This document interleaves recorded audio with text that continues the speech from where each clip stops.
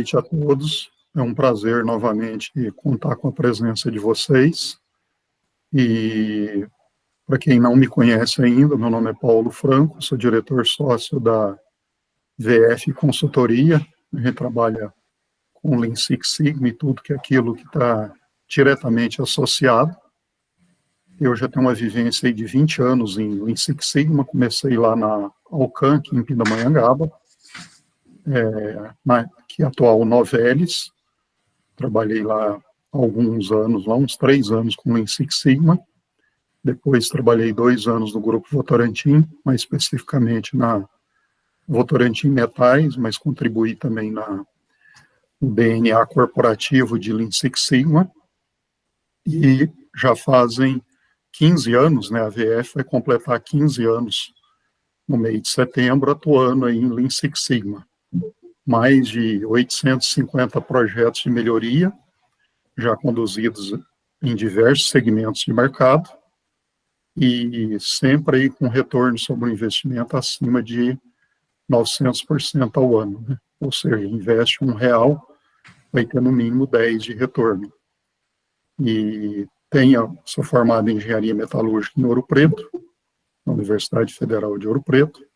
Tenho algumas atuações acadêmicas aí no IPOG, que é a sede em Goiânia, Goiás, e também na USP aqui Lorena, onde eu ministro aulas de Lean Six Sigma, uma especialização em Engenharia da Qualidade, uma turma a cada 2 anos. Então, muito obrigado aí mais uma vez pela presença. Agradeço aí que já muita gente, já teve algumas pessoas que colocaram algumas perguntas, né? A gente vai tentar fazer um bate-papo bem descontraído, e o objetivo aqui é esse mesmo, né? De ter bastante conversa aí entre todo mundo.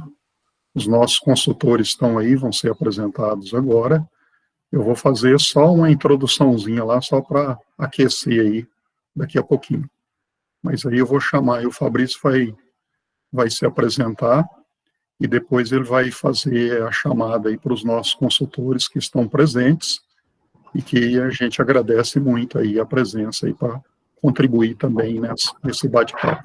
Pessoal, boa noite. Meu nome é Fabrício, eu cuido do comercial administrativo aqui da VF e dou suporte aos consultores também. Sejam todos bem-vindos. Vou passar agora para os demais consultores se apresentar. Vou projetar aqui a partir que for aparecendo o slide aí. Quem tiver aí na tela se prontifica, tá bom? Só um minutinho, eu vou voltar para a tela aqui. Todos estão vendo aí, certo? Sim. Lá, opa, começa comigo então. Bom, sou formado em matemática, com MBA em Business pela Fundação Getúlio Vargas, né? Atualmente atuo como consultor de planejamento estratégico e também de tecnologia da informação.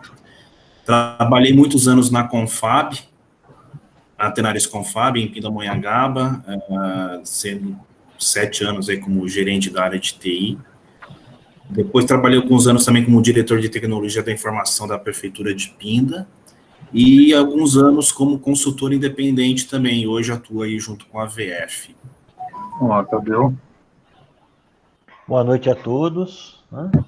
Uma boa parte da gente conhece, outros a gente vai conhecer durante a live aí. Eu sou consultor da VF há 2 anos e pouco. Eu tenho conhecimento de Lean, já faz mais ou menos uns 15 anos. Eu trabalhei 15 anos na LG, e a LG é forte na cultura Lean. E quando eu entrei lá, a gente já praticava esse Lean. Eu tenho experiência na área de papel também, trabalhei 15 anos quase na área de papel, trabalhei em indústria moveleira, e sempre na área de supply chain. Terminei minha carreira de gestão de supply chain, ok? E aí a gente assumiu um trabalho em parceria com a VF e estamos até hoje. Sejam bem-vindos, a gente está aqui para contribuir, é o nosso objetivo. Uma boa noite, uma boa live a todos.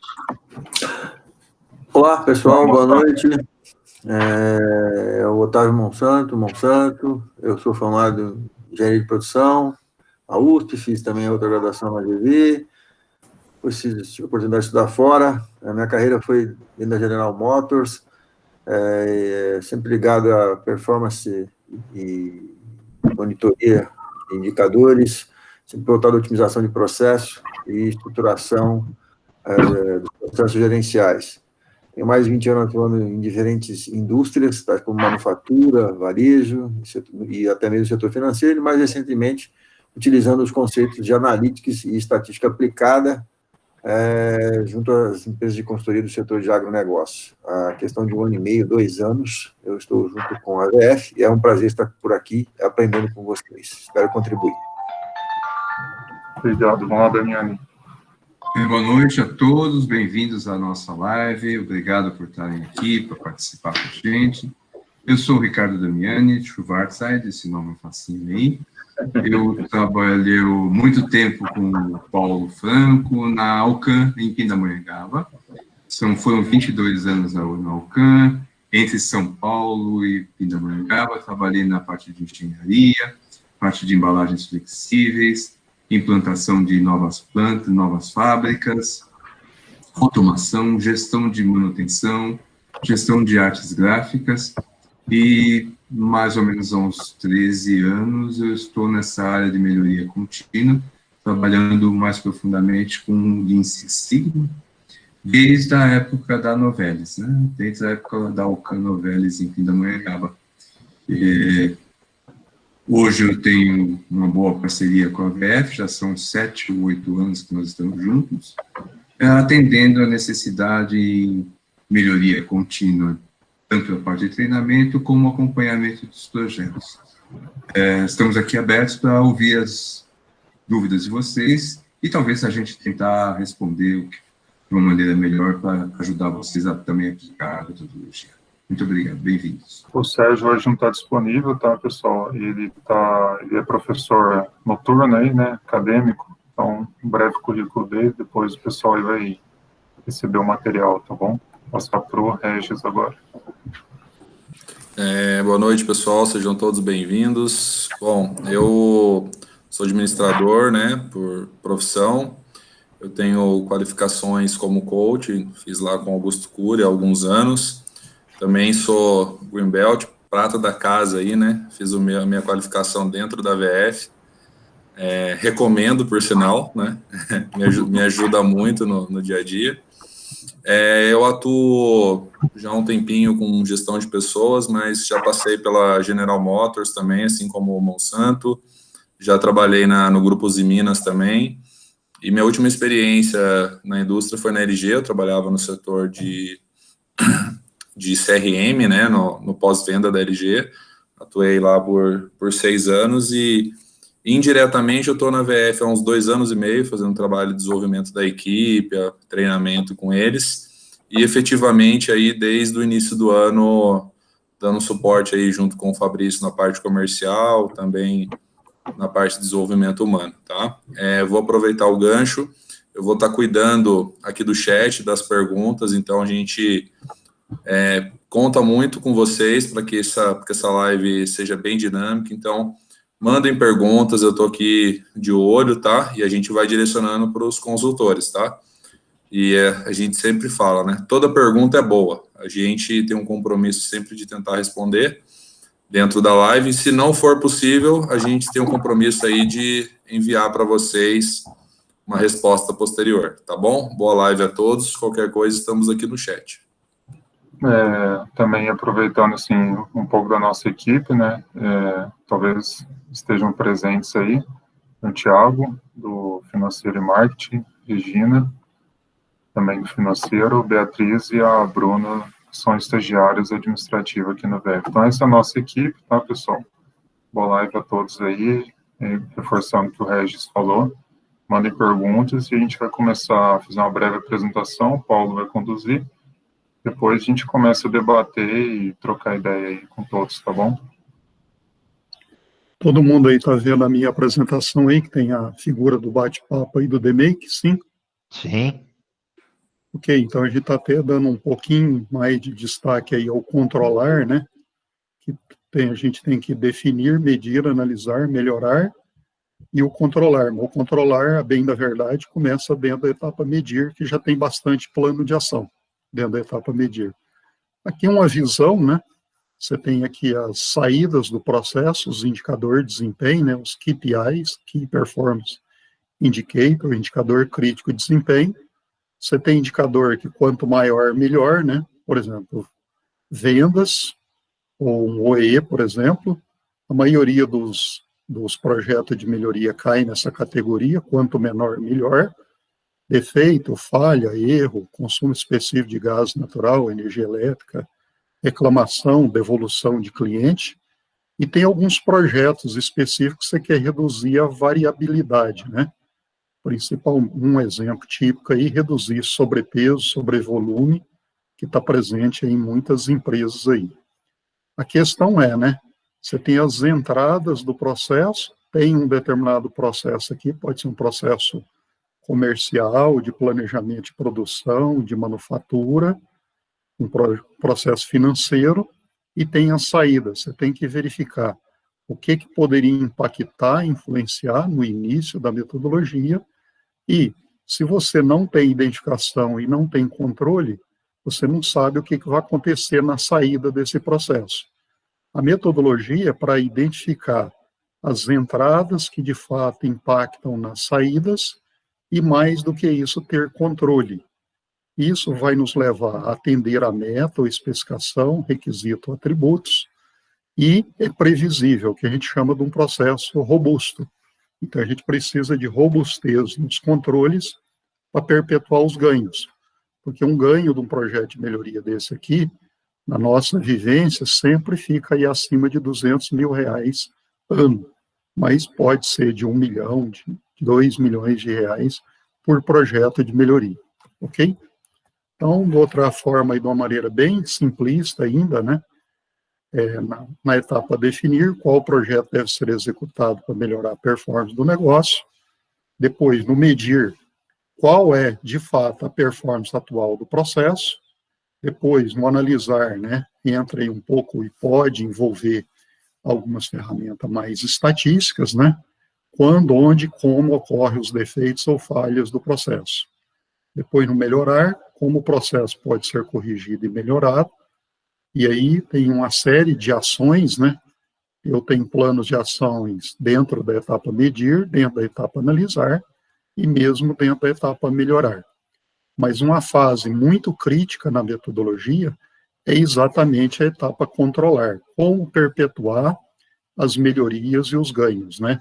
Aquilo duramente conquistado não pode ser perdido. Aqui, né, não é que isso aqui é uma receita completa, mas tem aqui qual é uma duração estimada aqui em semanas de cada etapa, né? Isso varia muito. O foco, as atividades, ferramentas, não quer dizer que vai usar tudo isso no mesmo projeto de melhoria. Tem algumas ferramentas que são mandatórias para determinada etapa, tem ferramentas que são opcionais e tem umas que são muito específicas para cada situação particular. E aqui algumas perguntas para serem respondidas dentro de cada etapa do DMAIC, definir, medir, analisar, melhorar e controlar. Aqui tem o que a VF denominou de caminho das pedras do DMAIC, né? Nasce lá num contrato de projeto, que é aquelas dores do negócio, incômodos do negócio, e depois vai passando aqui pela etapa medir, que tem muita coisa a ser feita, mas dá para passar isso aqui de uma maneira até rápida, desde que tenha dedicação e poder de execução. Depois tem a etapa analisar, melhorar e controlar. Isso varia muito de entidade em entidade, né, e dentro das próprias empresas, mas isso aqui tem se mostrado bastante eficaz aí ao longo desses 15 anos, garantindo um retorno sobre o investimento sempre acima de 900% ao ano. Então é isso que a gente, só para fazer aqui um aquecimento, eu já vi aí que tem excelentes perguntas aí, né? Então a gente vai agora para as perguntas e respostas diretamente, e todas as perguntas são muito bem-vindas, e agradeço aí também a contribuição dos nossos consultores associados aí da VF para ajudar nas respostas. E o Regis vai estar coordenando essa parte aí do chat, ok? Muito obrigado aí, vamos em frente. Pessoal, vamos lá então. Já tem uma pergunta aqui muito legal da Rebeca, que já tem relação com a primeira etapa aí do The Make, né? Ela pergunta assim, né? Na verdade, ela faz um pedido. Ela gostaria que a gente falasse um pouco sobre a nossa vivência na parte de contrato, né? O contrato de projeto da etapa definir, e como conduzir a reunião com, ela usa o termo stakeholders, né? Como conduzir a reunião com os interessados, né? Ou seja, com os gestores, às vezes diretoria, gerência, enfim. E se é possível seguir de uma forma ágil, né? Ou seja, é um momento muito importante, né? A fase de definir. Então, como é que a gente conduz isso numa reunião, até para abrir os olhos dos interessados, da nossa diretoria, e se é possível conduzir isso de forma rápida, né? Uma forma mais ágil. Paulo, quer começar aí? A gente vai pedindo aí para o pessoal depois? Ou alguém se habilita aí? Bom, você já falou, eu vou começar aí, né? Então tá. Mas, assim, muito obrigado aí pela pergunta, faz todo sentido. No caso, né, o que a gente recomenda fortemente, que é um fator crítico de sucesso, é a reunião do champion, ou da champion, patrocinador, patrocinadora do projeto de melhoria, toda semana com a equipe, isso é fundamental. A reunião com a alta direção, digamos assim, a gente recomenda que, pelo menos uma vez por mês, alguns projetos de melhoria, digamos 2, 3 projetos de melhoria, sejam apresentados em alguma reunião da alta direção. Normalmente as empresas têm uma reunião de apresentação de resultados, então poderia apresentar lá 2 a 3 projetos de melhoria. Existem modelos, né, de apresentação de projeto que ajudam bastante. Em 15 minutos, 10, 15 minutos aí, é possível fazer uma boa apresentação para a alta direção. Se garantir que está acontecendo essas reuniões semanais aí com o champion, patrocinador, ou a patrocinadora do projeto de melhoria, vai dar agilidade aí na evolução do projeto de melhoria e, logicamente, vai trazer ganhos qualitativos e financeiros mais rápido para o negócio. Então, muito legal aí, depois Regis aí pode direcionar para outro consultor aí, complementar. Damiani, quer dar uma força para a gente aí, com a sua vivência? Você está no mudo. Como é que é o nome da moça? Desculpem. Rebeca. Eu interpretei a pergunta da Rebeca de maneira um pouco diferente, então talvez complemente aquilo que o Paulo falou, tá? Normalmente os projetos, a metodologia Lean Six Sigma, ela tende a nascer da diretoria para a equipe, não da equipe para a diretoria, né? Assim, toda a metodologia, qualquer que seja, se ela vier down to up, né? De baixo para cima, ela tem muita barreira, muita dificuldade. Mas quando ela vem de cima para baixo, ela é mais forte, né? E então, os projetos que vão ser escolhidos, que vão ser elencados, eles normalmente são projetos que estão na sabedoria e no conhecimento da diretoria, desde o presidente até os diretores, faz parte dos itens das metas da empresa, então todos estão envolvidos nas entregas. Então, por aí, o projeto já começa com uma vida mais forte. Ele tem um apoiador, um backup muito forte, que é o presidente, o diretor, a necessidade da empresa, né? E isso facilita mobilizar as equipes a se direcionar para aquilo que você quer fazer no seu projeto, né? O Paulo citou 2 coisas interessantes na parte de reunião, e eu acrescentaria que a reunião de projeto, né, da equipe de projeto, também deve ser semanal, ok? Porque se você deixar para marcar a reunião em cima da hora, na hora em que você vai... temos alguma coisa para discutir, dificilmente você consegue ter todo mundo mobilizado. Então, o que a gente sugere é que você tenha reunião já pré-marcada para toda semana com a equipe, pelo período esperado do projeto, 4 a 6 meses, que é o período base, né? O Paulo citou uma coisa muito importante, que é a reunião com o patrocinador, e assim, às vezes, o patrocinador não tem muito tempo para você ter uma reunião especificamente com ele. Então, você, como líder do projeto, tem que arrumar um jeito de conversar com ele, seja no cafezinho, seja no almoço, de algum jeito para você atualizá-lo e ele saber se você está tendo alguma dificuldade ou não e te apoiar a quebrar as barreiras que você, porventura, possa estar tendo. Ok? Não sei se isso completa, Rebeca, a sua dúvida. Se tiver mais alguma coisa, por favor, ponha na mão do Regis para a gente completar, tá bom? Não sei se alguém mais quer completar. Eu queria fazer um complemento também, se vocês me permitem, né? Eu vi que a Rebeca fala sobre o contrato, né, na fase define do DMAIC.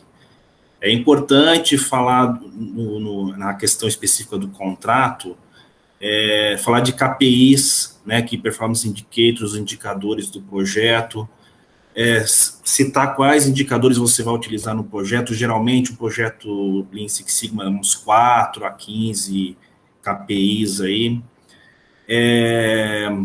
Definir o baseline, né, do projeto, para você poder acompanhar o desenrolar aí do indicador.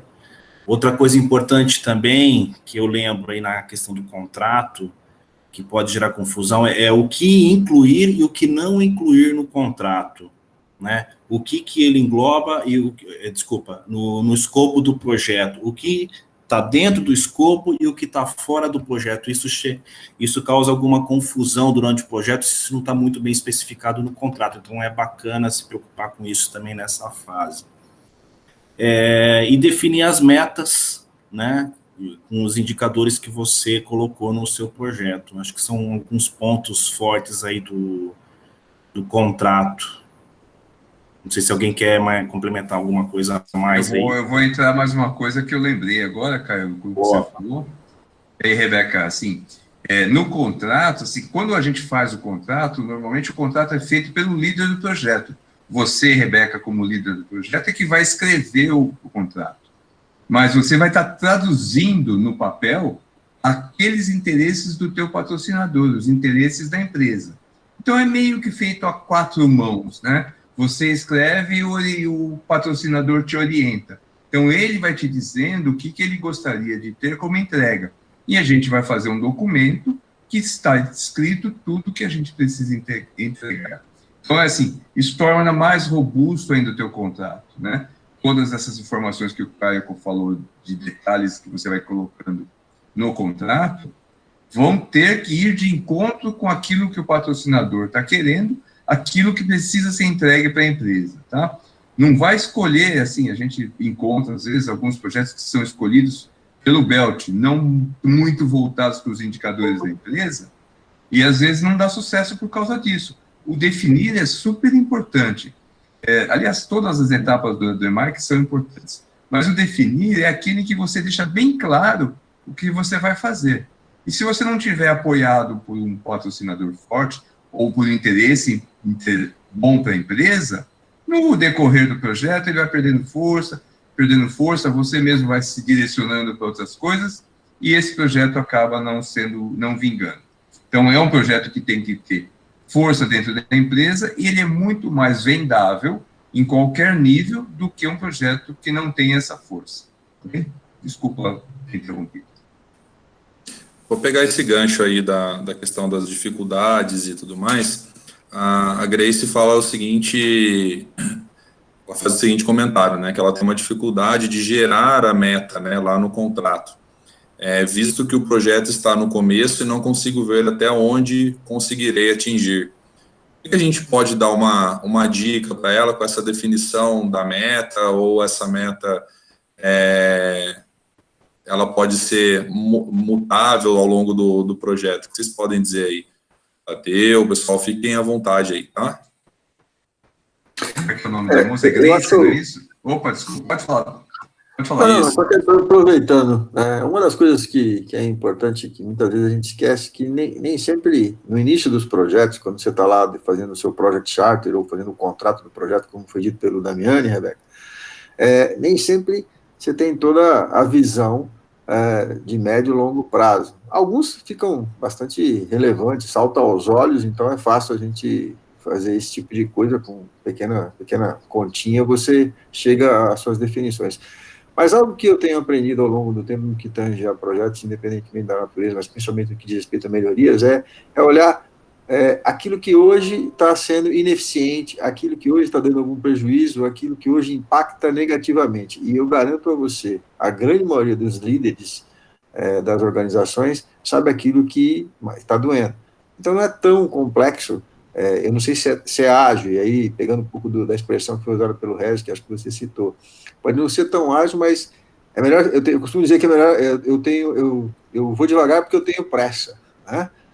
Para estruturar direitinho o que você demanda, e quando você olha para as questões de impacto negativo, ou seja, você tem uma questão de custos que está pegando, uma perda de receitas, aquilo que é crítico realmente para a qualidade da organização, você consegue iniciar a 4 mãos, como foi dito pelo Damiani, as suas metas. E aí os indicadores de performance vão te ajudar ao longo do tempo. Essa é uma experiência que tem sido bastante interessante ao longo do tempo aí que a gente tem praticado isso.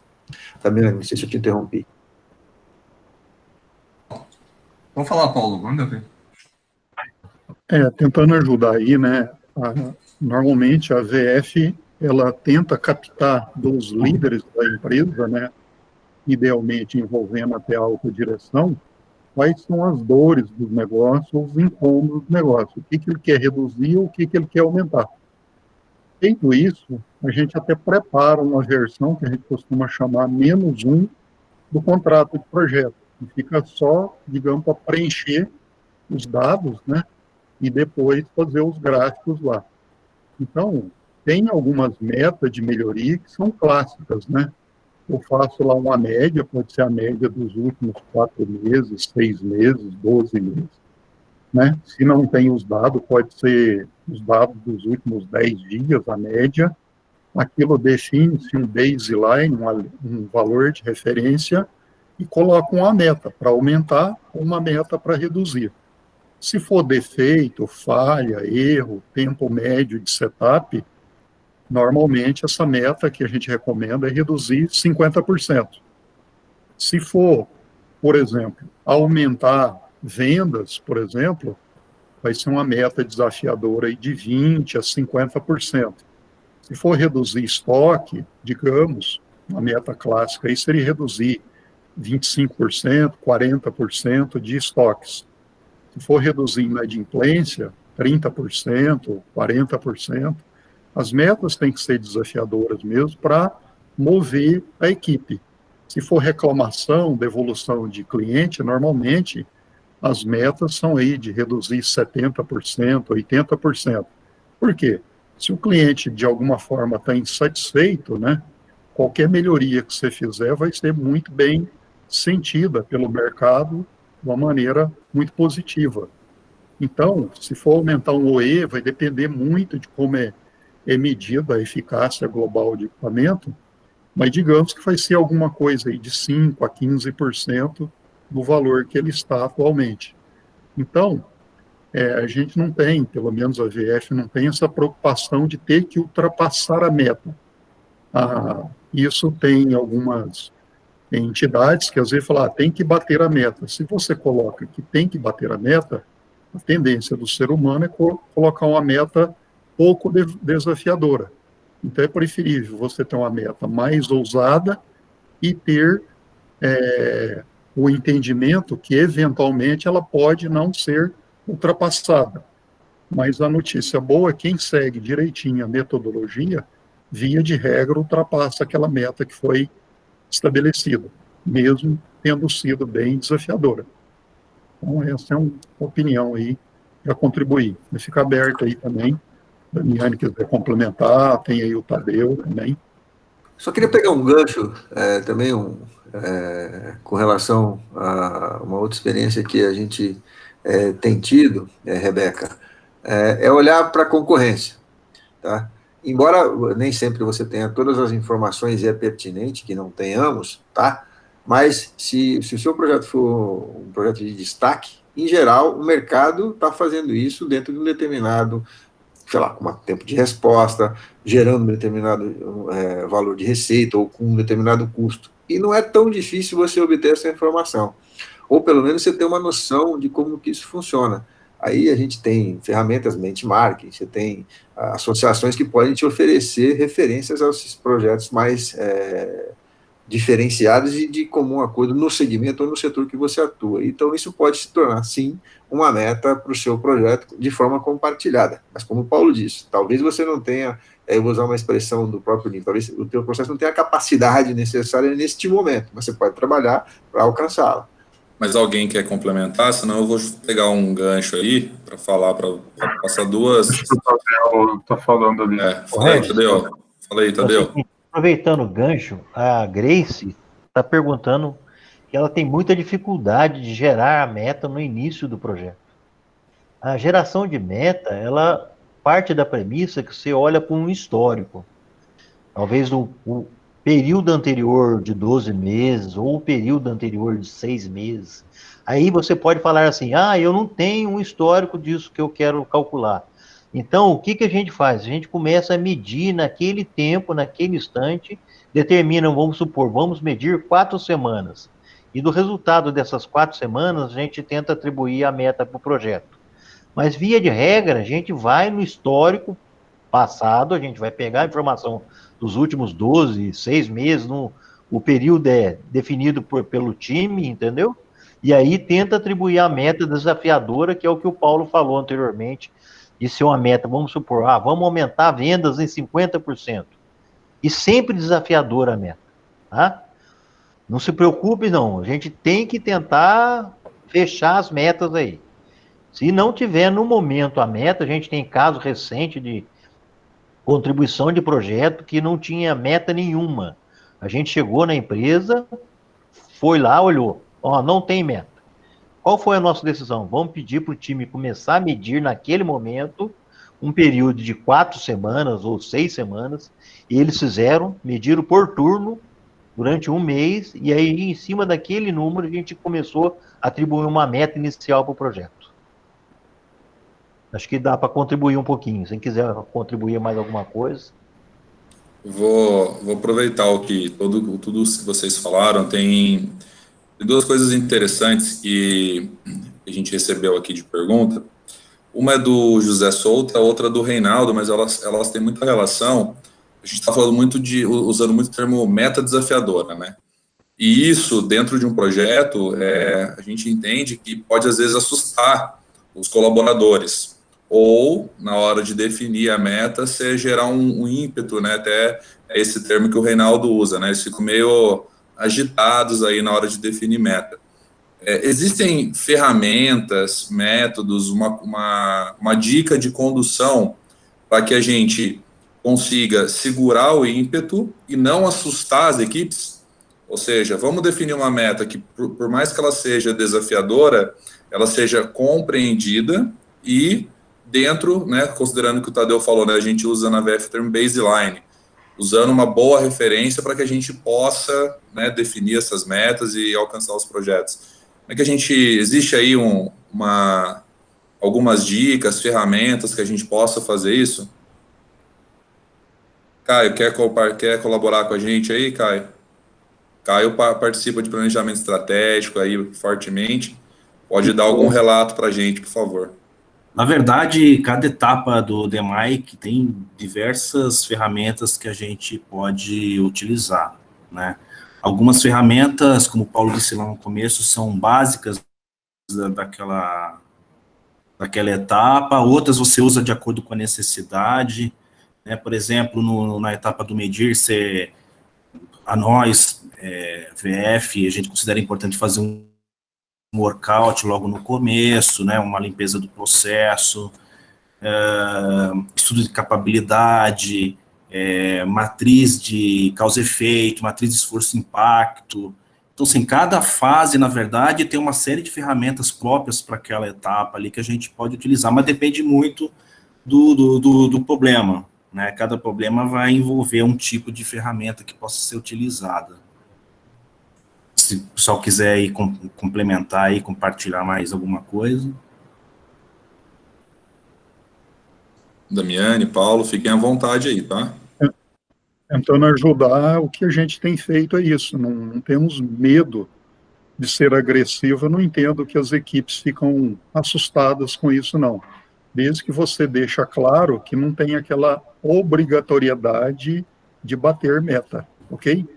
Mas eu acho que é bem tranquilo. A meta tem que ser desafiadora, eu vejo tranquilo. O pessoal, e na maioria dos casos, aceita bem esse desafio. Eu não tenho constatado aí alguma resistência de ter meta bem desafiadora, não. É mais na vivência mesmo. A gente sugere, né? Mas se o cliente, por exemplo, falar, não, eu acho que é muita coisa isso aqui. Digamos, você falar, eu quero reduzir a gente sugere reduzir o tempo médio de setup em 50%. Eu acho que é muita coisa. Então, vamos tentar 30%, 40% de redução, né? É um defeito, por exemplo, o defeito é 2,2. A meta clássica seria reduzir para 1,1. Mas eu acho que aqui já é difícil, as referências do mercado é em torno de 1,5, sei lá, então vamos colocar 1,4, né, para ficar melhor do que o concorrente, aquilo que já foi comentado aí. Se você já tem um valor que é considerado benchmark, você tenta ser pelo menos igual ao benchmark de mercado, ou talvez até um pouquinho mais desafiador do que aquele valor de referência de mercado. Aproveitando aí, a gente está com excelentes perguntas para responder, né? E a Grace perguntou, Grace Patrício, se a nossa apresentação a gente vai compartilhar. A gente vai compartilhar sim nas nossas redes sociais, a gente vai passar aqui depois os contatos, né, dos consultores também, e quem puder aí, manda um e-mail aqui no chat, tá? Que aí as próximas lives, os próximos eventos já recebe antecipadamente. A gente primeiro divulga nos e-mails, depois nas redes sociais.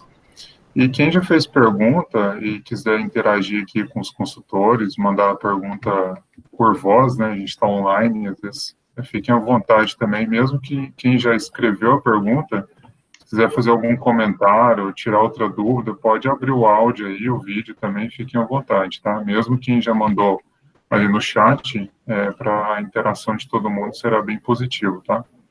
Porque é um bate-papo mesmo, um bate-papo informal aí entre nós, né? Só pegando um gancho em cima do que o Paulo falou aí sobre metas desafiadoras e do que o Damiani falou no início, normalmente todo projeto ele parte da alta direção. E quando ele parte da alta direção já normalmente pré-estabelece meta para os times que vão montar os projetos. Via de regra, aqueles líderes que vão startar o projeto já tem que ter uma meta superior ao que a alta direção talvez já atribuiu como meta inicial. Para ser desafiador mesmo, entendeu? Para forçar, mostrar para a moçada, falar assim, moçada, nós vamos bater a meta do que a alta direção quer atingir. E nós vamos para cima, entendeu? Isso é muito praxe em quase todas as empresas que a gente vai. Se a gente botar uma meta cômoda, fica fácil. E aí não dá o resultado esperado. Então tem que ser, eu acho, uma coisa mais agressiva e fazer com que a equipe compre a ideia de ser agressiva para que busque um resultado superior ao que a alta direção talvez até esteja estabelecendo.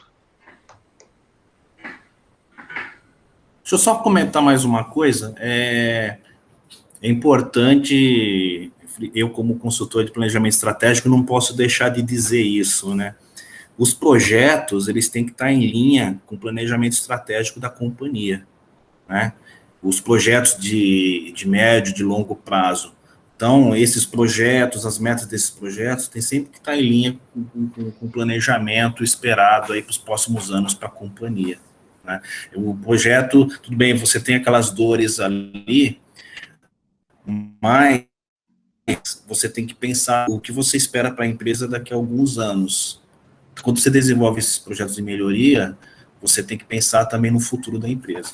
Tá? Bom, pessoal, tem duas perguntas que a gente vai fazer aí na sequência, são duas perguntas do Dimas até, né, dois comentários. A gente está falando do DMake, né, mas a gente sabe que existem outras ferramentas, outras metodologias aí, principalmente nos últimos anos, né. E aí o Dimas, ele faz o seguinte comentário, né, com as atuais tendências ligadas à indústria 4.0, estamos tendo cada vez mais contato com soluções de melhorias relacionadas com TI, softwares, né, E o desenvolvimento dessas soluções, eles seguem roteiros um pouco mais específicos, né, com métodos ágeis, como, por exemplo, o Scrum. Aí a pergunta dele é, como tem sido, né, a experiência dos participantes com a integração do DMake e os métodos ágeis, por exemplo, né? A gente, se eu não me engano, na própria Gerdau, o pessoal que está atuando lá pode comentar, a gente tem, né, casado, né, o Lean Six Sigma com o Scrum. Se vocês puderem comentar aí pro Dimas, por favor. O Caio está mais ligado lá, até se empolgou aí, né, Caio? Pode iniciar, fica à vontade. O Caio e depois o Damiani pode dar uma contribuição também. Isso, com certeza, com certeza. Você vai vendo aqui, quem abriu o áudio, a gente já vai liberando, né, Regis, para responder aqui, eu acho que... O que a gente tem visto muito, a gente viu isso bastante na Gerdau, mas a gente tem visto isso em muitas empresas, está bastante comum agora a gente trabalhar de forma híbrida, né? Híbrida com várias metodologias, você pegando o melhor das metodologias para aplicar nos seus projetos. Está sendo muito comum isso. Está sendo, na verdade, um aprendizado, né? Cada um vinha seguindo a sua metodologia e hoje em dia a gente está misturando elas para obter o melhor desempenho dos projetos. E, assim, a gente consegue realmente reunir o melhor de todos, né? Dos dois. No caso, por exemplo, do Six Sigma, quando você gera, por exemplo, ali um plano de ações, você pode aplicar ali um Scrum naquele plano de ações, você tem lá determinadas ações para realizar, você pode gerar, por exemplo, sprints daquelas ações que foram determinadas ali, para você atingir os seus objetivos. Então, isso tem sido bastante comum. Tá? Bom, eu vou colocar algumas coisas aqui que são minha visão, né? E vai até junto com o que o Caio está falando. Então, tem uma série de metodologias aparecendo por aqui, né? Todas elas, assim, são extremamente interessantes, tá? O que é importante é que a gente conheça todas e cada uma se aplique a uma determinada situação. O Scrum, Design Thinking, são as metodologias mais recentes, né? O Scrum com as sprints e squads, que se fizeram uma formatação de uma série de coisas que são feitas de velocidade rápida, né? E isso nasceu na parte de TI. Em TI, em parte de informática, é relativamente mais rápido você fazer softwares e corrigir, e mudar, e voltar atrás, sem grandes prejuízos, ok? Essa filosofia de você fazer alguma coisa rapidamente já existia na metodologia Lean Six Sigma, com o que a gente fala de Kaizen.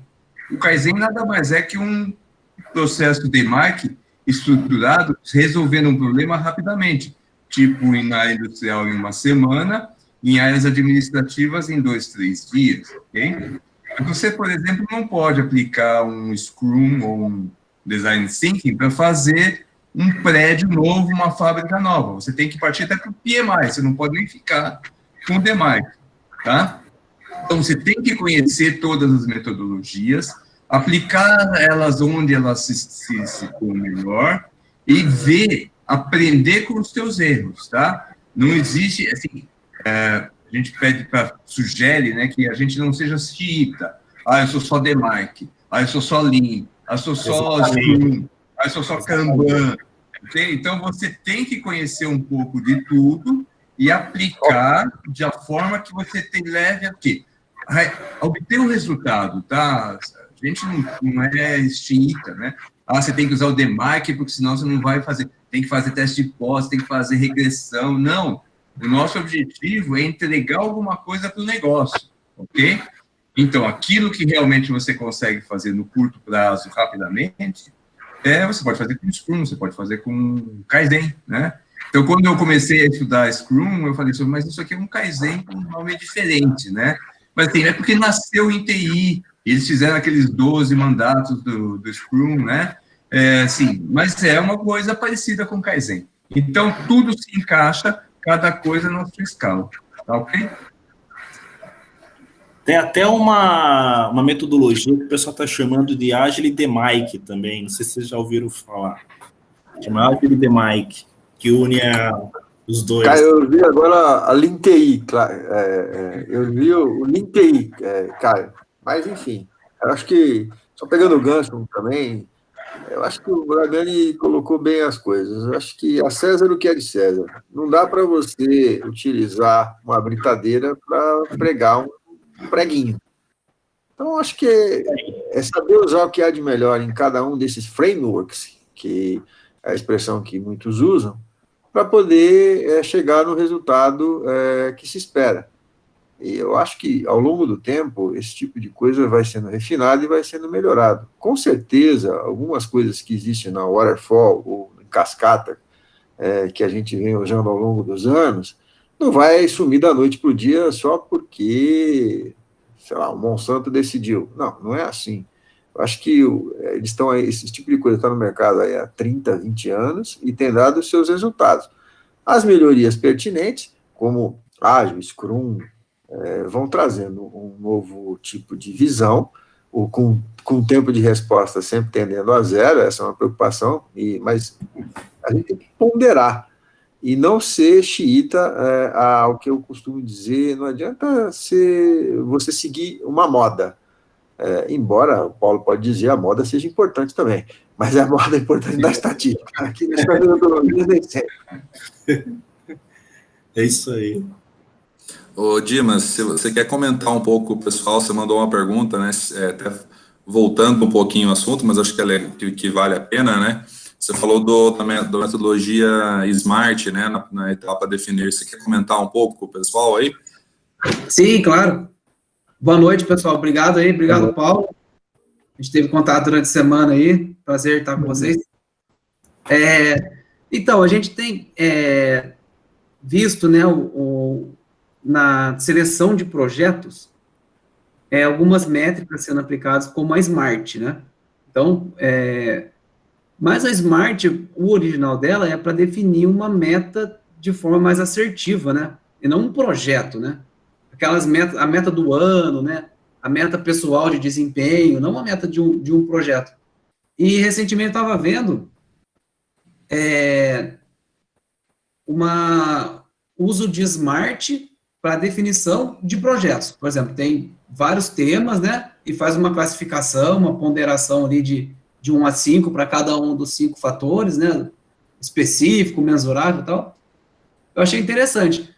Mas é uma coisa que, originalmente, eu conheci para definição de meta pessoal, assim, a meta do ano, né? Desempenho. Esse ano eu vou ter que desenvolver mais rápido fornecedores, né? Por exemplo, melhorar meu desempenho de avaliação de amostras, sei lá, alguma coisa assim, dependendo da função. Seriam seus KPIs individuais, né? Então, metas individuais, exatamente. Mas, para a seleção de projeto, parece que é um negócio que encaixa, né? E como o tema ali era meta, eu só deixei a provocação ali, mas já mudamos de assunto. Mas, de qualquer forma, sei lá, de repente, só para colocar aí, seleção de projeto, né?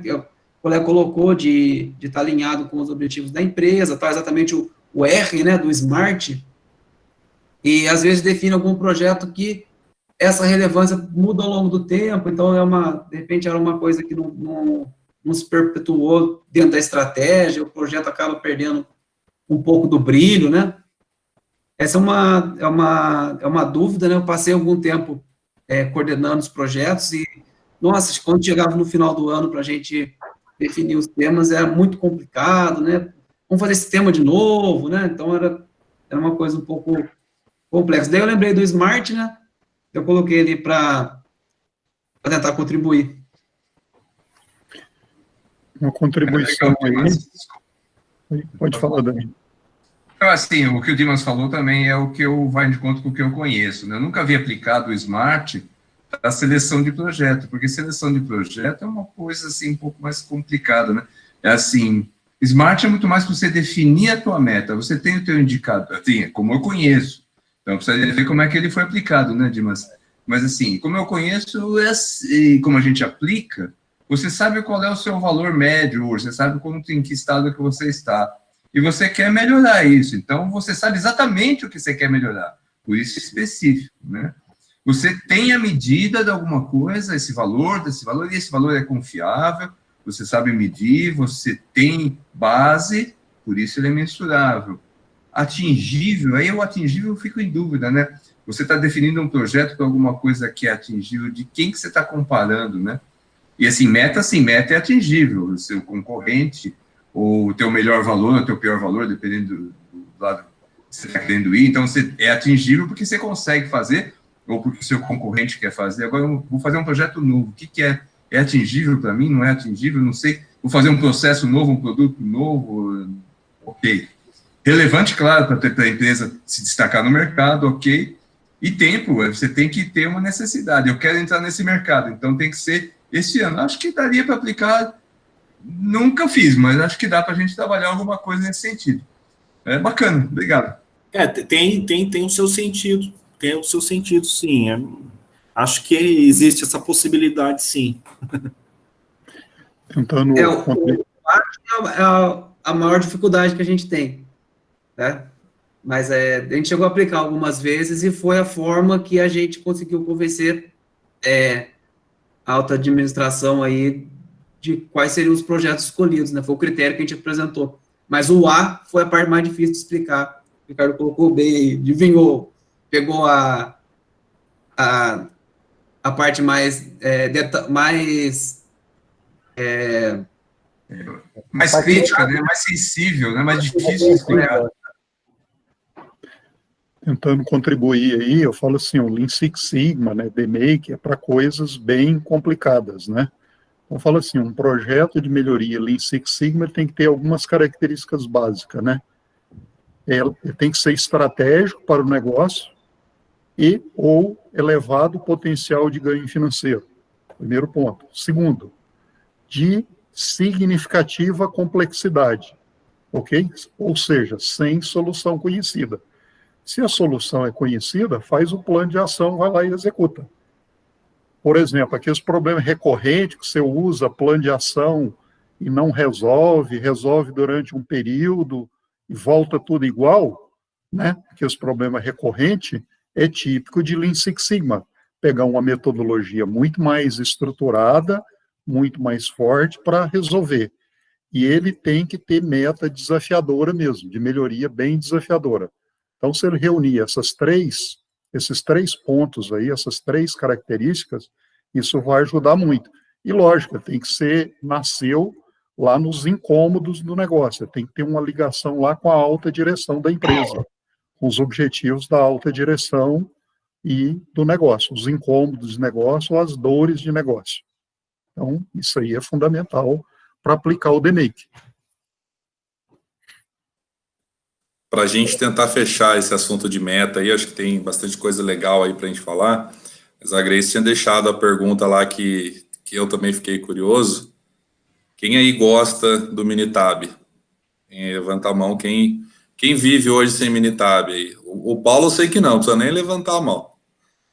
Agora, a pergunta é a seguinte, é possível fazer o DMake sem Minitab? Usando Excel, por exemplo? Vamos lá, posso falar aqui. Assim, existem diversas ferramentas estatísticas, né, para você fazer tratamento de dados. Eu não sei por que a Microsoft deixou essa janela, né, dentro do Excel, porque tem muita coisa de estatística dentro do Excel e eles poderiam investir nisso, mas não investem, né? O Power BI está fazendo isso também. Quem? O Power BI está começando a cobrir essa brecha. O Power BI tem o Power alguma coisa também dentro do próprio Excel, né? Tem uma série de outras ferramentas. Na realidade, essa história do Minitab é que foi o software certo, na hora certa, com o preço certo, né? Na hora que a GE e a Motorola resolveram usar ferramentas estatísticas, era o software mais barato, extremamente user-friendly, mais ou menos, ainda era com tela de DOS, mas fácil de usar e relativamente barato, e fazendo praticamente todas as estatísticas, concorrendo com outros softwares que ainda existem hoje, como Jamp, e eu não lembro mais os outros que tem, mas tem outros softwares que eram muito caros e rodavam em equipamentos muito grandes, né? Hoje, o Minitab tem ferramentas bastante possantes, inclusive tem uma ferramenta nova chamada CART, que eu recomendo que vocês deem uma estudada, quem gosta do Minitab vai gostar dessa ferramenta. Mas, como o Monsanto disse, é piscar o olho que daqui a pouco alguém consome essa janela que o Minitab está ocupando, tá? Infelizmente, ou felizmente, a gente vive com o Minitab e ele é relativamente muito bom de se resolver as coisas. Agora, dá para fazer com Excel, tem algumas funções básicas no Excel que são aplicáveis, tem algumas empresas que criam uns add-ins, aqueles anexos que você anexa no Excel, e eles são relativamente muito mais baratos que o Minitab, fazem toda a estatística, né? Tem algumas pessoas que são boas em fazer macro e fazem as macros para resolver as funções estatísticas, tá? Então, sim, dá para viver sem o Minitab? Dá. É fácil? Ainda não, ok? Então, por enquanto, ainda ficamos com o Minitab. Vai lá, Paulo. Tentando contribuir, né? Existem muitos softwares de estatística aí além do Minitab, né? Eu tive a oportunidade há muitos anos atrás de trabalhar com Stratigraphs, né? Que também tem tudo que o Minitab tem, ou já tinha naquela época, aí eu estou falando de 1995, por aí. Tem o Estatística, tem o JMP, mas assim, o que o Damiani colocou é que a amigabilidade do Minitab é muito grande. Eu dei um curso de Greenbelt há muito tempo atrás, por volta de 2006, no Excel. Foi sofrimento, viu, para o instrutor, né? Que não é fácil que avaliar lá um p-value, por exemplo, na hora de fazer isso aí, se é bicaudal, monocaudal, é complicado. Aí você acaba tendo que ensinar estatística e ensinar Excel também numa sala que, às vezes, o conhecimento das pessoas é muito desnivelado. Então, isso é muito difícil. Então, quando você tem um Minitab que é muito amigável, qualquer nível hierárquico, né, consegue transitar tranquilo no Minitab. É muito tranquilo, mesmo em inglês. Então, a facilidade de trabalhar com o Minitab é muito grande. Então, eu não diria que é uma coisa tão simples. Imagina você fazendo correlação e regressão múltipla em Excel. Deve ser um sacrilégio. Eu desconheço como fazer, tá?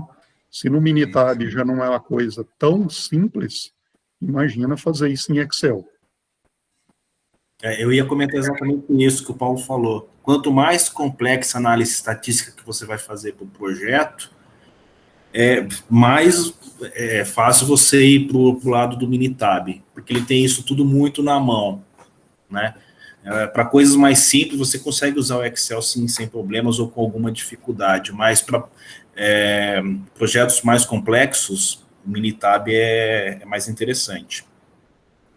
Para quem gostar também de programação, pode baixar o add-in do R, que é um software aberto, e você tem todos os comandos, só que tem um pouco de programação ali, tá? Faz tudo que tem de estatística e muito mais, tá? Para quem gosta também de muita programação, vai para o MATLAB, também é ferramenta fantástica, tá? Que a gente quer, o objetivo nosso é resolver o problema da empresa, e o mais rápido possível. Então, você vai ficar se preocupando em programar? Não, você pega um pacote que te entrega os resultados e faz as análises estatísticas rapidamente, né? Por enquanto, estamos nessa vida. Eu só queria agregar um pouquinho, realmente o que foi dito com relação ao Excel, principalmente no passado, havia muita dificuldade no que diz respeito a p-value, no que diz respeito a você olhar limite superior, limite inferior, e você fazer algumas análises mais profundas. Para regressão, isso ainda é complexo, mas há uma evolução com funções já prontas dentro do Excel que podem te ajudar nisso. Mas quanto mais complexo, como o Caio denotou, realmente a gente não dá para fugir da facilidade que o Minitab tem ali. Numa situação crítica em que você não tem a ferramenta, é possível fazer a integração com o R, como o Damiani falou, e eu tenho feito bastante isso, porque o R é público, ele é um software livre, mas que tem uma série de bibliotecas com toda a questão estatística por trás, que conecta com qualquer um desses softwares que nós citamos previamente, inclusive o JMP. Tá? Mas Não é assim, digamos, mamão com açúcar, tá? Demora um pouquinho mais, tá? Ô, Monsanto, pessoal, só uma curiosidade, eu vi, e acho que eu tenho quase certeza que o Power BI ele é da Microsoft, ou eles são parceiros, né? Ele é da Microsoft. Ele é da Microsoft. É da Microsoft, Power BI. Ele tem uma versão free, tá?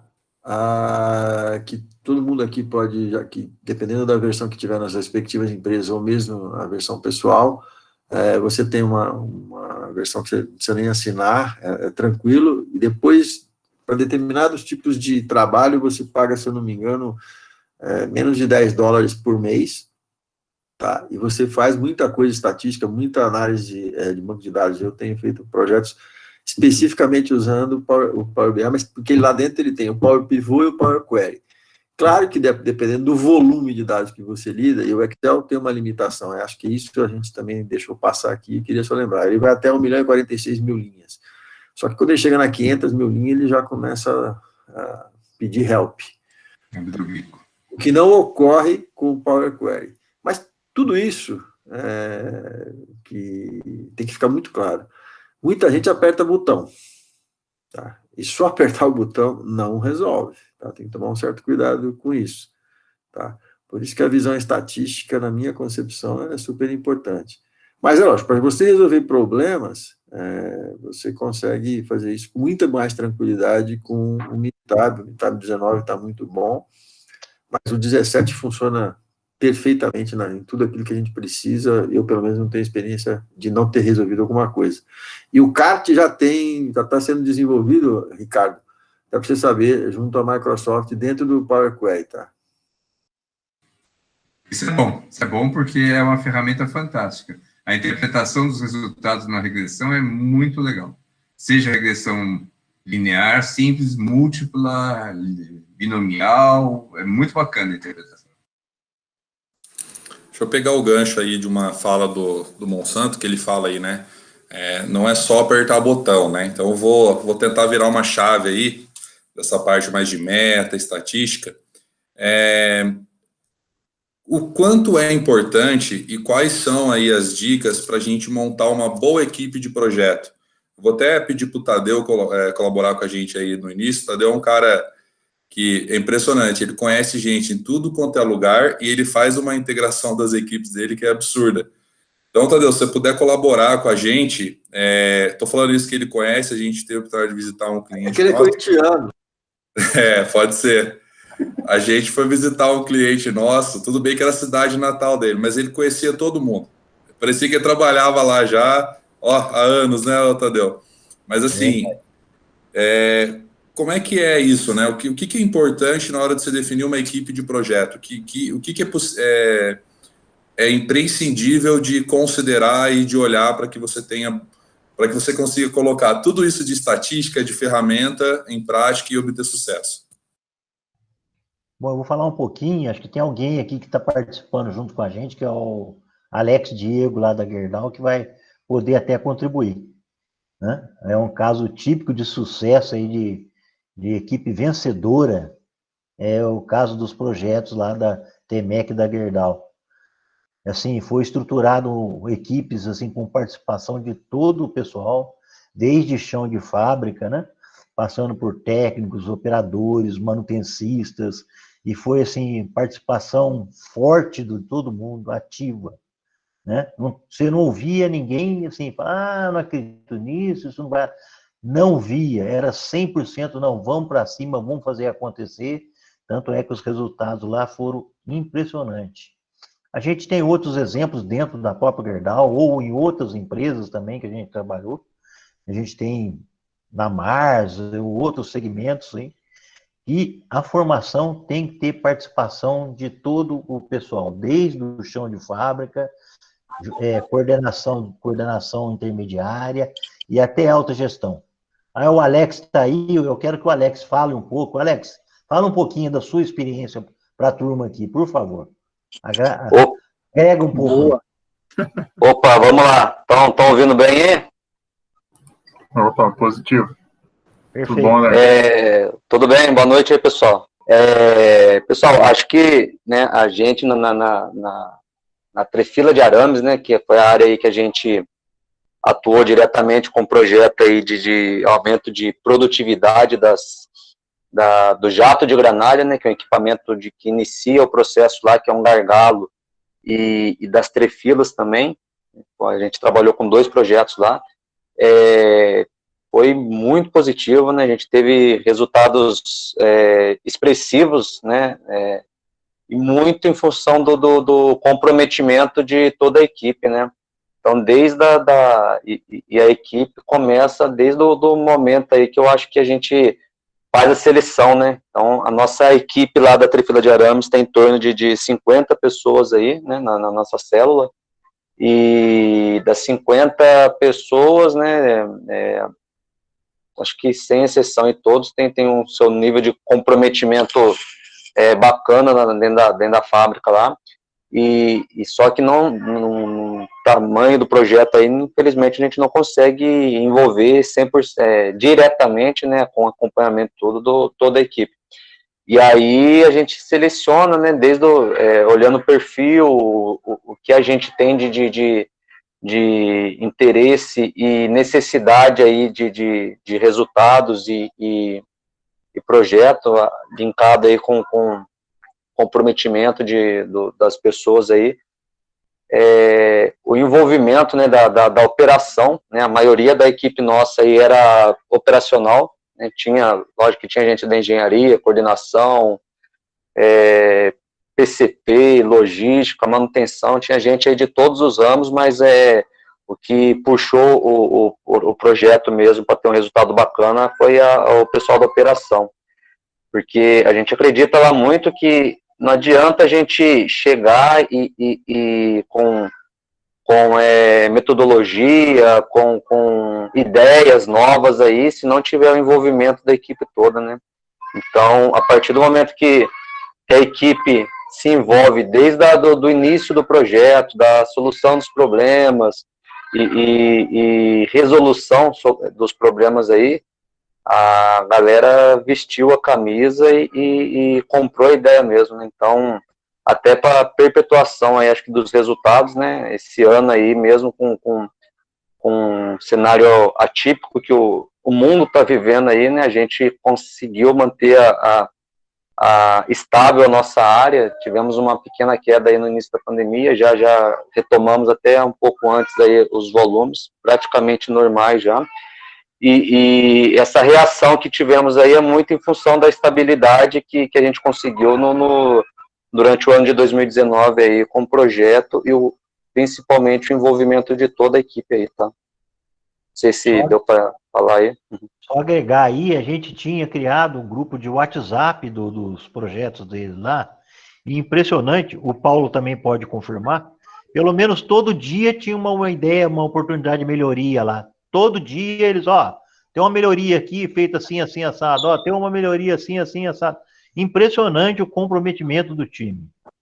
Eu nunca vi isso. Já trabalhei em vários segmentos, em várias empresas, mas esse comprometimento do time deles lá era sensacional. Se quiser agregar, Paulo, fica à vontade. Estou complementando, obrigado aí pela contribuição do Tadeu e do Alex, né? Mas foi impressionante lá o nível de envolvimento das pessoas. O pessoal fazia acontecer mesmo, era todo dia tinha alguma coisa acontecendo. Teve mudanças lá, sim, que poderiam ser impensáveis, né? Assim, mas o pessoal foi para cima mesmo para resolver tudo e o resultado fantástico, né? Inclusive implantação lá de RAID 1K, né? Balanceamento de produção, foi muito legal mesmo, muito legal. E várias... Engargalado e desengargalou totalmente o fluxo de produção, de todas as...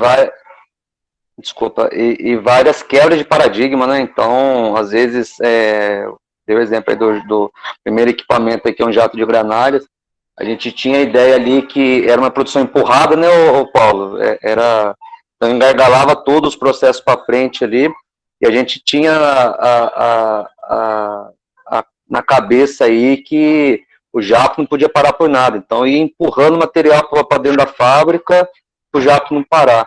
E quando a gente criou o Rede 1K, sequenciamento correto aí de acordo com a necessidade dos equipamentos seguintes, né, deu uma estabilidade, já continuou sem parar, mas trabalhando aí com a área muito mais balanceada aí. E tudo aí junto com a... Exatamente. Tudo aí junto com a equipe, né, partindo com as ideias aí, a maioria das ideias sugeridas aí pela operação nossa, que vestiu a camisa e trouxe um resultado bacana para toda a área lá. Só para terminar, o projeto deles foi tão bom que eles acabaram virando benchmark para toda a Gerdau. O Alex acabou fazendo palestra dentro da Gerdau lá para várias outras áreas, todo o conhecimento, inclusive até para a Summit, que é um parceiro, né? Isso aí. Foi convidado lá, o Alex acabou virando exemplo lá. Show de bola. Obrigado, Alex. Uma coisa fundamental que a gente sempre fala, né? Tem que lá na definição da equipe, no contrato de projeto, a gente sempre pergunta assim, ó, tem o executante aí, o cara que põe a mão na massa, como se diz, né? Então, isso é muito importante, ter todos os níveis da empresa, né? A multifuncional, que o próprio Alex comentou, né? O pessoal de logística, de PCP, apesar que era numa linha produtiva, né? Mas também os executantes, né? Por exemplo, no ambiente industrial, você tem que ter operador, operadora, mecânico, eletricista, responsável por instrumentação. Lógico, pode ter engenheiro de processo, engenheiro de qualidade, supervisor, gerente, mas se não tiver o executante, tem algo errado. E numa área também, numa área administrativa, tem que ser o assistente, o analista, né?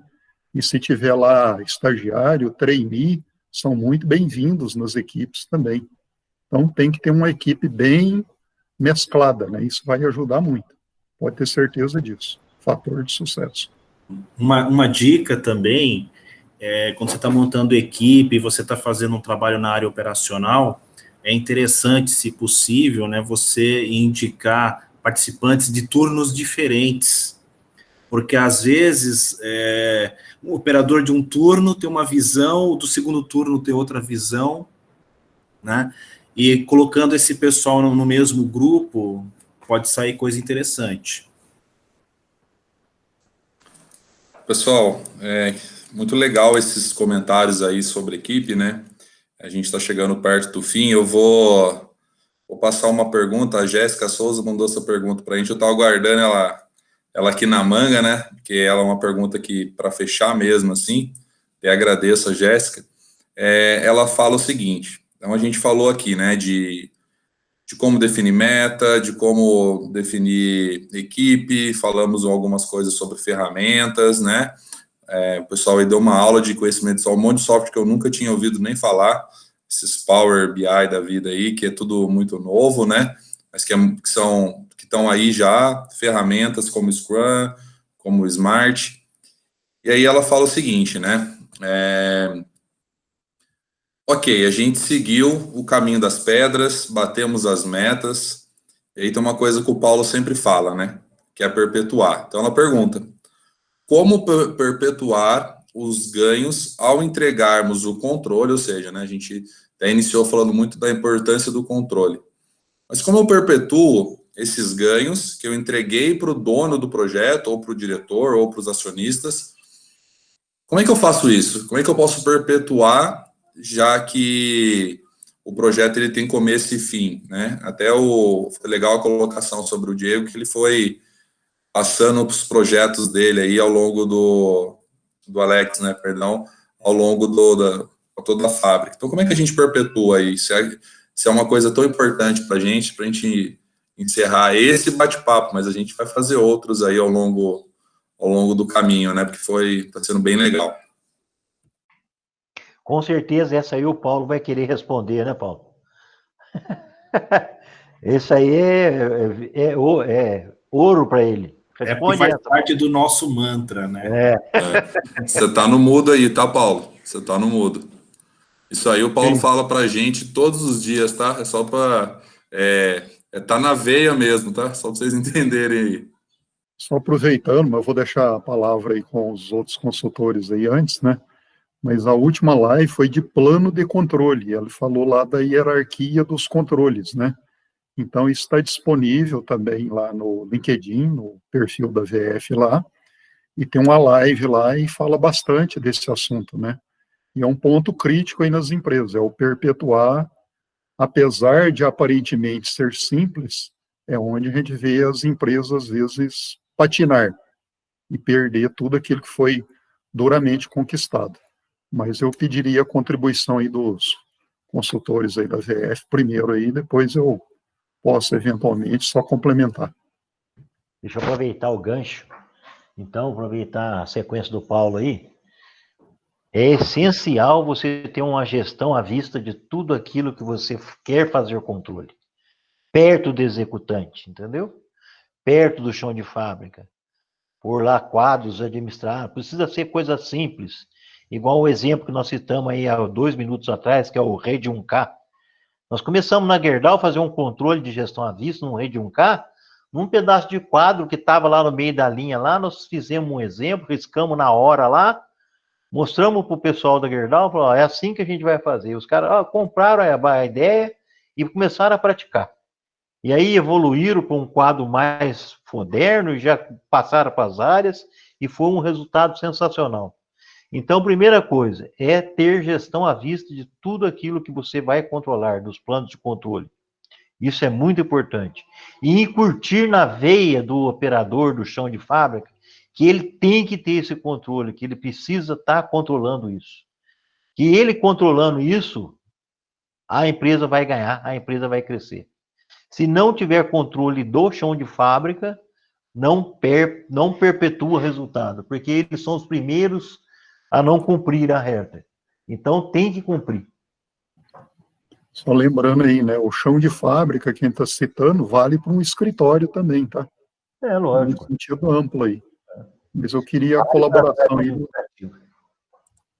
colaboração aí, Damiani, do Monsanto. Bom, assim, na realidade, assim, o que eu queria acrescentar nisso, assim, o controlar é super importante, né, porque em muitas ondas de trabalho, muitas iniciativas, as melhorias são implementadas e depois elas acabam caindo no esquecimento.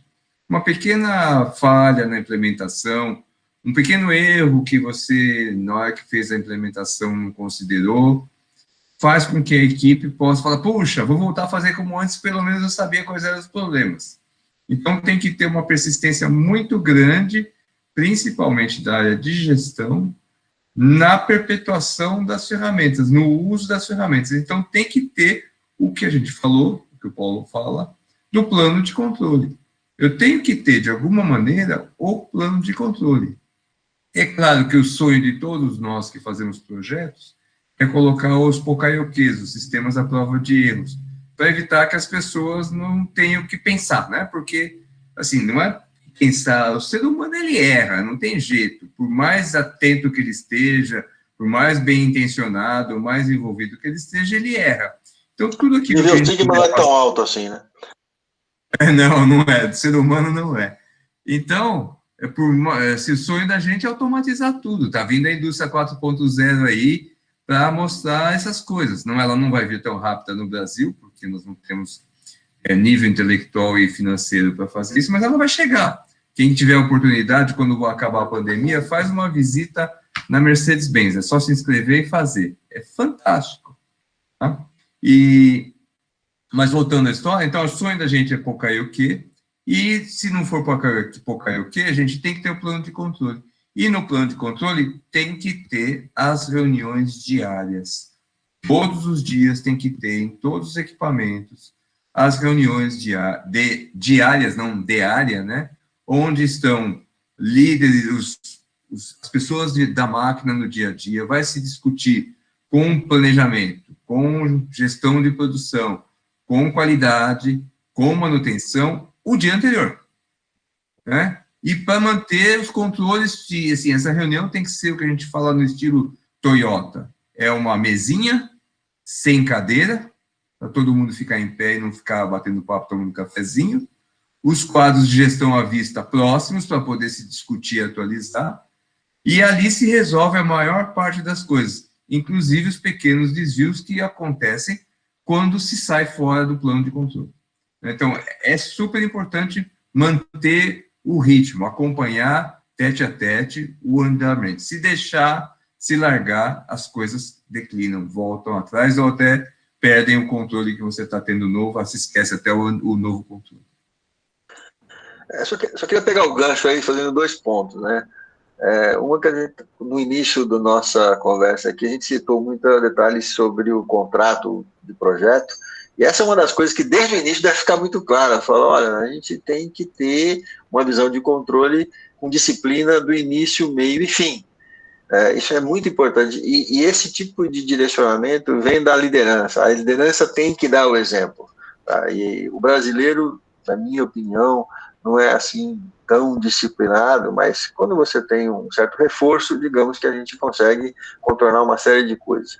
Pegando o gancho que você acabou de dizer agora, da One Minute Meeting da Toyota, né?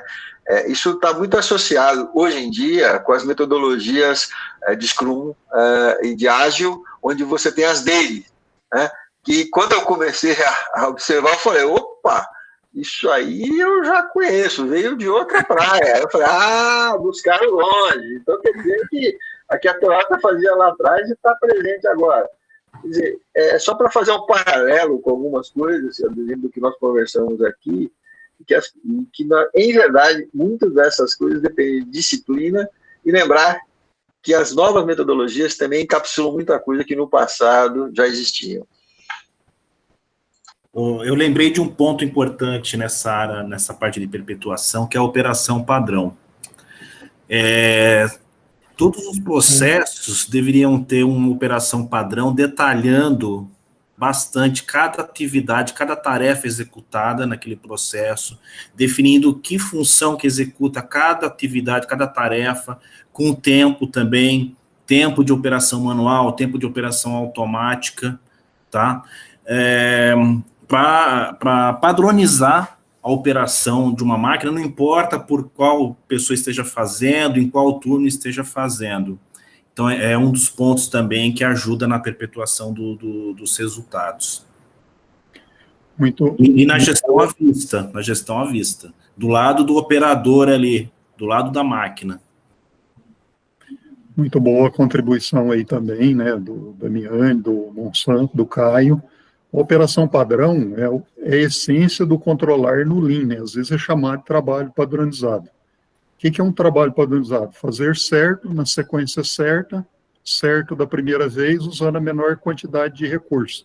Tempo, mão de obra e dinheiro. Inclusive, está disponível aí também material, né? A gente já teve uma live aqui sobre esse tema, está lá no YouTube também. Então, tudo aquilo que tem um ritual de fazer, né? Operação padrão ou trabalho padronizado em cima dele.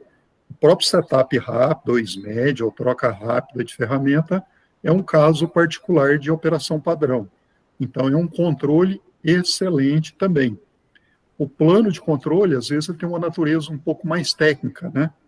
Mas também não pode ser esquecida aí a manutenção planejada, né? Previsto versus realizado, no pé da máquina, como se diz. Você tem lá controle automático de processo também, né? É um sonho, mas também é possível. Você tem lá o JIDOCA, né, que é a autonomação. O REI de 1K é um caso particular também de controlar. E aí você tem também o próprio FIMEA, que a gente deve trazer um tema aí para frente aí também. Tem uma parte lá que é controle. Você tem os procedimentos, instruções de trabalho, só que aí você começa a ter problema da desobediência dos procedimentos e das instruções de trabalho. Você pode ter controle estatístico de processo para as entradas de processo, não as saídas, né? Senão não é controle, é monitoramento. E, no nível inferior de tudo, lista de verificação, checklist, porque o nível de obediência também, via de regra, costuma deixar a desejar. Mas você tem toda uma hierarquia de controle. E, como o Tadeu colocou lá no início, isso tem que estar na gestão à vista, muito perto do executante, senão a coisa não funciona. Então, você fez todo um esforço e deixou lá no final perder todo aquele ganho que teve, ele foi perdido. E não é incomum de encontrar essa perda no mercado, infelizmente. Então, a gente já está chegando aí no final, né? Não sei se o Regis tem alguma coisa, se ficou alguma pergunta aí não respondida, depois a gente vai responder. Não, Paulo, essa aí era a última, eu guardei ela aí na manga mesmo, que eu acho que era uma boa pergunta aí pro fechamento, né? Tá, todas as perguntas foram respondidas, mas, pessoal, se tiver mais alguma aí, né, às vezes ao longo da semana, se quiser mandar, a gente tá à disposição, tá? Fiquem à vontade. A gente não saiu do definir e do controlar, tem tantas etapas ainda para resolver aí. Nós não fomos muito ágeis, hein, Damiani? A gente não foi muito ágil, não, hein, cara? Para analisar é tão legal, tem bastante coisa ali. Vamos fazer mais lives, né? Poxa. A próxima live a gente só vai por etapas, então. A gente fala do analisar, depois a gente fala do... Acho que é mais fácil. Mas o definir, ele toma bastante, porque ele é muito importante. Se você definir mal o teu projeto, todo o projeto, ao longo do projeto inteiro, vai dar trabalho. Então, quanto melhor você fizer a definição, apesar de ser uma etapa que a gente considera que deve durar em torno de 15, 20 dias, mas se você não fizer bem feito, se não fizer um escopo bem definido, ter um KPI confiável, ter uma meta atingível, bem balanceada, não é sonho, né? Não ser um projeto só para fazer projeto, só porque você fez curso, coisas assim, você tem um projeto que vai ter sucesso lá para frente.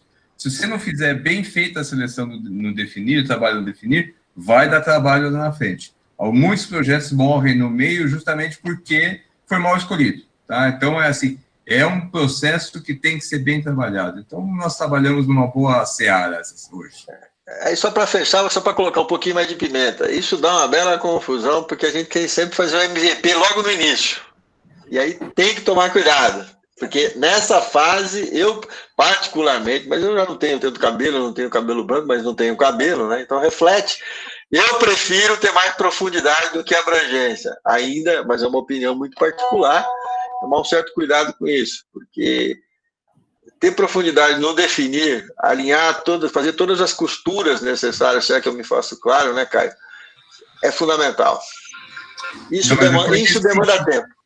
Foi nesse sentido mesmo que eu falei, só tem que ser profundo, mas não pode ficar devagando também, né? A gente preconiza 15 dias, mas tem que ser uma análise firme, bem profunda, que nem você está falando mesmo.